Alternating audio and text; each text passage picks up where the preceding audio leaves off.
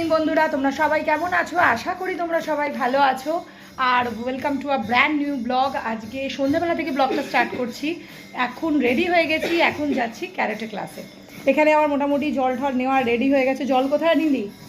আর ইনিও ক্যারেটের ড্রেস পরে একদম তৈরি। চলো এবার বেরোনো যাক। মানে এত গরম না, দেখো দরদর করে ঘামছি শুধু। তো রেডি, চলো, দেরি হয়ে যাবে, নাহলে ক্লাসের টিচার এসে গেছে, হয়তো এসে গেছে কি মেসেজ করেছে কি। তো ওই 6:30 থেকে স্টার্ট হবে। তো এখন বেরিয়ে যাই, রিক্সা করে যাবো আর কি, বেশিক্ষণ লাগবে না। চলো, আমরা দুজন বেরিয়ে পড়েছি রিক্সা। এই যে বাবাই, বাবাই এটা কীভাবে ধরেছিস?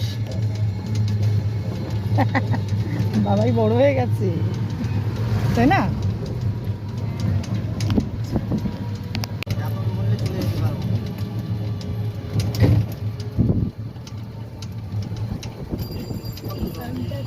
বাড়ি ফিরে এসেছি অনেকক্ষণ। তারপরে একটু রেস্ট নিয়ে নিচে গেছিলাম একটু সাইকেল চালাতে।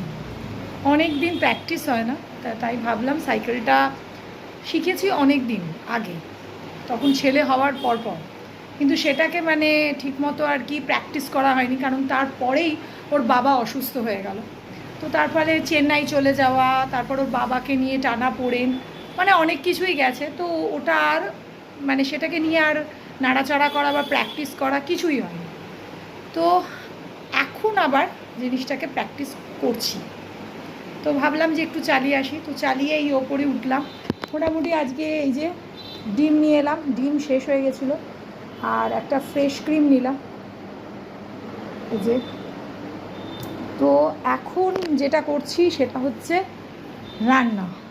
রান্নার জন্য মোটামুটি এখানে আলু পেঁয়াজ কুটে নিলাম একটু দাঁড়িয়ে দাঁড়িয়ে। এই যে আলু আর পেঁয়াজ এই যে কুটলাম, এখানে কড়া বসিয়ে দিয়েছি।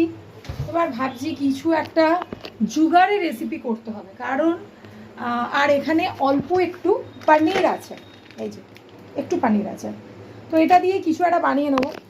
মানে আজকে যারা আসছে রাত্রিবেলা করে, তাদের জন্য কিছু একটু বানাতে হবে, কারণ তাদের জন্য অন্য কিছু ভেবে রেখেছি। ছোলে কাল বানিয়েছি আর ভাটোরে বানাবো, এইটাই প্ল্যানিং ছিল, কিন্তু সেগুড়ে বালি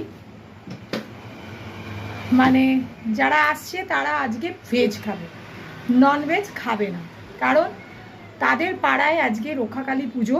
তাই জন্য আমাকে ফোন করে বললো যে না আমরা খাবো না। তার ফলে ছোলে ভাটোরা ক্যান্সেল হয়ে গেল। তো কিছু একটা তো করতে হবে। তো রুটিটা আউটসোর্স করছি, নিচে বলে দিয়েছি রুটি দিয়ে যাবে, আর একটা আলু পটল পনির টনির দিয়ে একটা সবজি বানিয়ে নিচ্ছি।